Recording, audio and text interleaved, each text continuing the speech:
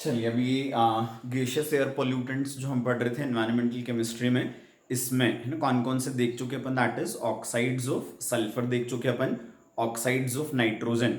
उसके बाद फिर क्या देखा था हमने, थर्ड वाली category that was of hydrocarbons. ठीक है, अब फोर्थ वाली जो कैटेगरी है इसमें ना डी, ये कौन सी रहेगी, that is oxides of carbon की कैटेगरी है। ठीक है, अब ऑक्साइड्स ऑफ कार्बन की कैटेगरी में ना कौन सी चीज अपन बोलेंगे कि कार्बन के दो ऑक्साइड्स होते हैं जो पॉल्यूटेंट रहेंगे। ठीक है, एक जो होता है इनमें से ये कौन सा वाला रहेगा, तो हम बोलेंगे ये होता है कार्बन मोनोऑक्साइड। ठीक है, कार्बन मोनोऑक्साइड जो होता है ये क्या रहेगा, तो हम बोलेंगे this is one of the most serious air pollutants. ठीक है ना, कार्बन मोनोऑक्साइड क्या है, तो हम बोलेंगे this is one of the most serious air pollutant. है ना, कार्बन मोनोऑक्साइड की प्रॉपर्टीज क्या है, तो हम बोलेंगे कलरलेस ऑर्डरलेस गैस होती है जो क्या रहेगी, काफी ज्यादा पॉइजनस होती है नेचर में। है ना, carbon monoxide is colourless and odourless gas which is what highly poisonous in nature, है ना, this is poisonous for the living beings। ठीक है, फिर हम कौन सी चीज बोलते हैं, कार्बन मोनोऑक्साइड जो है इसका प्रोडक्शन यदि देखा जाए तो किस तरीके से होता है, तो हम बोलेंगे कार्बन का इनकम्प्लीट कंबशन जो होता है उससे होता है। ठीक है, और क्या रहेगा, इट इज ऑटोमोबाइल एग्जॉस्ट जो होता है, it mainly contains what, that carbon monoxide. ठीक है, तो इसके प्रोडक्शन में क्या बोला अपन ने, एक तो कैसा होगा, it is by incomplete combustion of carbon, दूसरा क्या बोला अपन ने कि मेनली रिलीज होता है किससे, that is by automobile exhaust. ठीक है, इसके प्रोडक्शन के दूसरे सोर्सेज जो होते हैं, है ना, वो कौन से रहेंगे, तो हम बोलेंगे इट इज कोल का, वुड का या पेट्रोल का इनकम्प्लीट कंबशन जो होता है, this also is what, that source of carbon monoxide. समझ आ गई बात ये। ठीक है, इसके बाद फिर अपन कौन सी चीज बोलते हैं कि इसका जो पॉइजनस एक्शन होता है ना, इसका पॉइजनस एक्शन किस वजह से होता है, तो हम बोलेंगे कि जो कार्बन मोनोऑक्साइड है ना, ये क्या करेगा, तो हम बोलेंगे हीमोग्लोबिन से कंबाइन जब करता है तो इससे कॉम्प्लेक्स बनता है जिसको क्या बोला जाता है, दैट इज कार्बोक्सी हीमोग्लोबिन। ठीक है, ये जो कार्बोक्सी हीमोग्लोबिन होता है, इस कॉम्प्लेक्स की स्टेबिलिटी जो होती है वो हीमोग्लोबिन ऑक्सीजन कॉम्प्लेक्स से लगभग 300 टाइम्स ज्यादा होती है ना। क्या बोला अपन ने, कार्बोक्सी हीमोग्लोबिन, ये क्या है, कार्बन मोनोऑक्साइड एंड हीमोग्लोबिन का कॉम्प्लेक्स है, और इसकी स्टेबिलिटी हीमोग्लोबिन ऑक्सीजन कॉम्प्लेक्स से क्या रहेगी, तो हम बोलते हैं लगभग 300 टाइम्स ज्यादा होती है। ठीक है, तो एक बार जब हीमोग्लोबिन से जुड़ गया तो उसके बाद क्या हो जाएगा, इसका हटना उतना आसान वहां से नहीं होता है। समझ आई ना बात ये। ठीक है, तो हम कौन सी चीज बोलते हैं कि कार्बोक्सी हीमोग्लोबिन जैसे जैसे बढ़ता जाएगा और इसका कॉन्सेंट्रेशन बढ़कर जब क्या होता है, इट इज 3 to 4% होता है। ठीक है, तो उसके बाद क्या हो जाएगा, तो हम बोलेंगे इट इज डिफिकल्टी होने लगती है ब्रीदिंग में। ठीक है, कौन सी चीज हो जाएगी तो हम बोलेंगे ऑक्सीजन कैरिंग कैपेसिटी हीमोग्लोबिन की रिड्यूस हो जाती है जिससे ब्रीदिंग बिकम्स डिफिकल्ट। समझ आ रही बात ये। ठीक है ना, दम घुटना जिसको अपन बोलते हैं ना, वैसा होने लगेगा।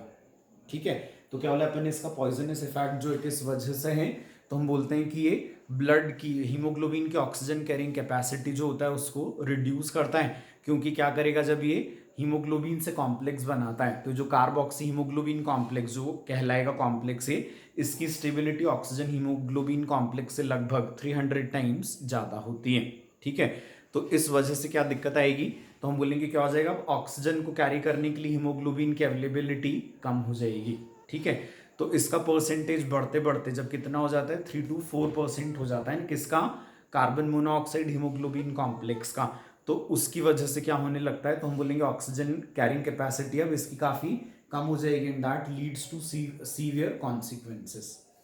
आया समझ में। ठीक है, अब क्या होगा इसके कॉन्सिक्वेंसेस, तो हम बोलेंगे ऑक्सीजन डिफिशियंसी जो हो रही है इसकी वजह से हेडेक होता है, वीक आईसाइट है ना, नर्वसनेस होती है, और कौन सी चीज हम बोलेंगे, इट इज कार्डियोवैस्कुलर डिसऑर्डर हमको देखने को मिलते हैं। ठीक है ना, क्या बोला अपन ने कि ऑक्सीजन की डिफिशियंसी होने लगती है ना, क्योंकि हीमोग्लोबिन कम अवेलेबल है किसके लिए, फॉर कैरिंग ऑक्सीजन, है ना, तो इस ऑक्सीजन डिफिशियंसी का जो रिजल्ट होता है दैट इज व्हाट, तो हम बोलेंगे इट इज हेडेक होता है, weak eyesight, nervousness and what, that cardiovascular disorder हो जाते हैं। ठीक है, फिर हम कौन सी चीज बोलते हैं कि इसी वजह से जैसे स्मोकिंग यदि कोई करता है तो स्मोकिंग की वजह से क्या हो जाएगा, ब्लड में कार्बन मोनोऑक्साइड लेवल जो होता है वो बढ़ने लगता है। आता है समझ में, है ना, स्मोकिंग की वजह से क्या बोले हमने, तो हमने बोला ब्लड में कार्बन मोनोऑक्साइड का लेवल बढ़ने लगता है। समझ आ रही बात ये, ठीक है। अब क्या होगा, तो हम बोलेंगे जैसे प्रेग्नेंट वुमेन है या प्रेग्नेंट फीमेल्स जो होती हैं, इनमें यदि कार्बन मोनोऑक्साइड कॉन्सेंट्रेशन ज़्यादा हो तो इसके कॉन्सिक्वेंसेस क्या हो सकते हैं, तो हम बोलेंगे कहीं प्री मैच्योर बर्थ हो सकता है, कहीं पर अबॉर्शंस हो सकते हैं, या जो बेबीज हैं वो डिफेक्टिव बॉर्न होते हैं फिर। समझ आ रही बात ये है ना। तो इसलिए प्रेग्नेंट फीमेल्स को and to the all human beings क्या बोला जाता है, स्मोकिंग शुड बी प्रोहिबिटेड। समझ आ गई बात ये है ना। तो प्रेग्नेंट वुमेन में जो प्रॉब्लम आएंगी वो प्रॉब्लम्स कौन कौन सी आ जाती हैं, तो हम बोलेंगे that is pre mature birth हो जाएगा, या फिर अबॉर्शंस, या फिर कौन सी चीज बोली अपन ने, दैट इज डिफेक्टिव बेबीज का बर्थ। क्लियर हो गया ये है ना।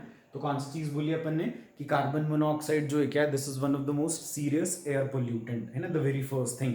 Next is what, the properties of carbon monoxides are कि this is what, colourless odourless gas and this is highly poisonous in nature. Fine. अब इसका जो पॉइजनस नेचर है ना, वो किस वजह से है, so we say it has a great affinity towards haemoglobin. It combines with haemoglobin to form what, that carboxyhemoglobin complex, and this carboxyhemoglobin complex, it is what, 300 times more stable than oxygen hemoglobin complex. Fine.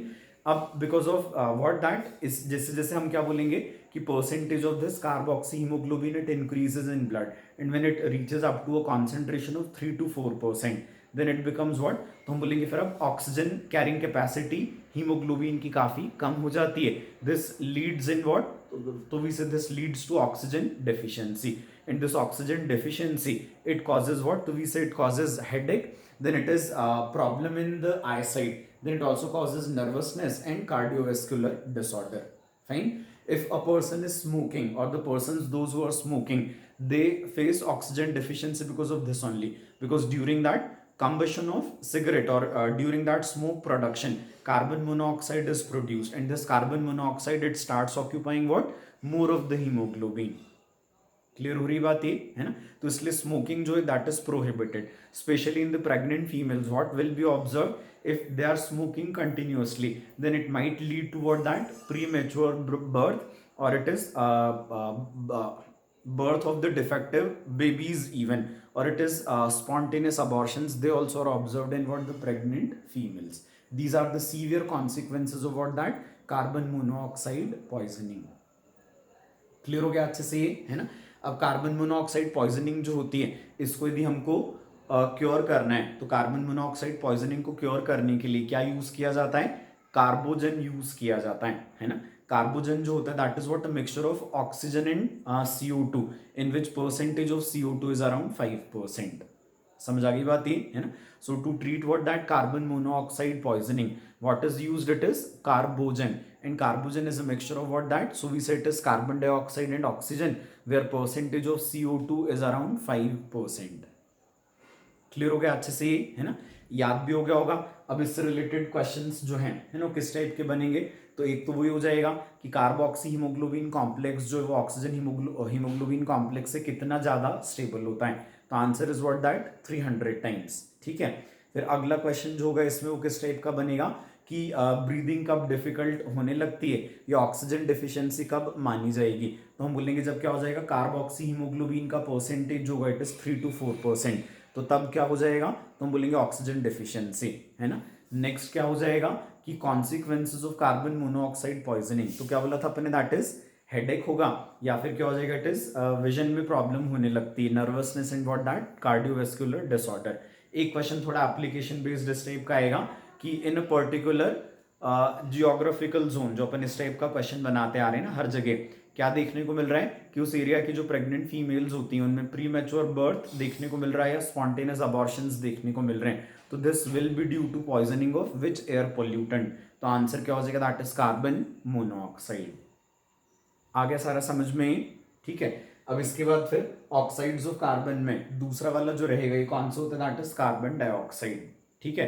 Carbon dioxide कितना रहेगा, तो हम बोलेंगे atmosphere में इसका जो normal percentage है by volume air में वो कितना होता है, इट इज 0.03% होता है।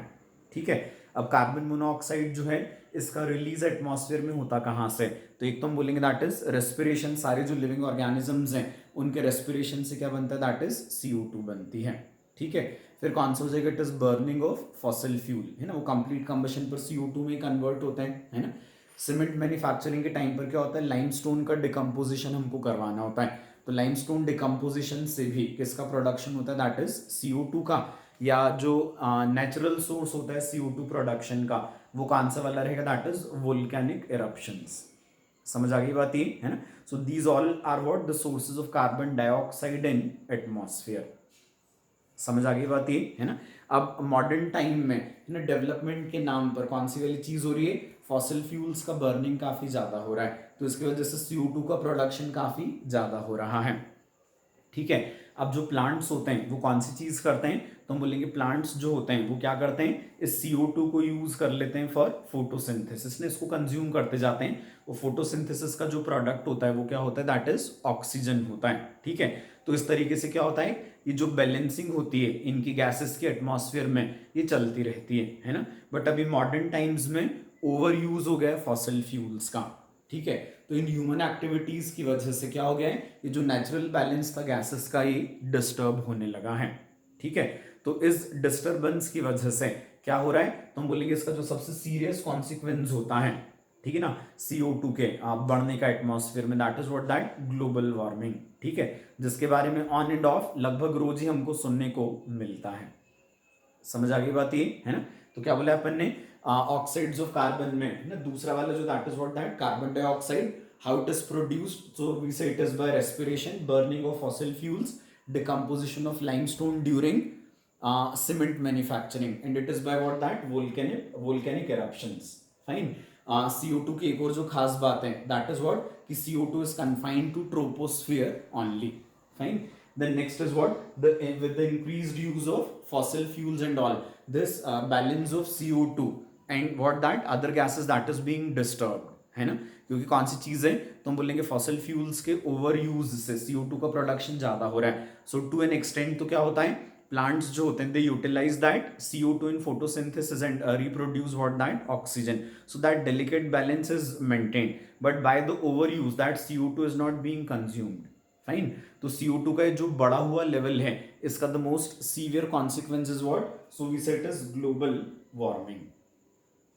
क्लियर हो गया अच्छे से ये, है ना। तो CO2 और ये कार्बन मोनोऑक्साइड एंड CO2 दोनों हो गए ना। CO2 का कॉन्सिक्वेंस तो simple to keep in memory, it is what, that global warming के लिए रिस्पॉन्सिबल है। और इसके सोर्सेस कौन कौन से हैं, तो वो देख लिए अपन ने। नेचुरल में कौन सा हो जाएगा, one is respiration and other is what, that volcanic eruption. तो दूसरे कौन से वाले हैं, तो हमने बोला दैट इज फॉसिल फ्यूल्स का बर्निंग एंड सीमेंट मैन्युफैक्चरिंग में लाइमस्टोन का यूज, लाइमस्टोन का डिकम्पोजिशन।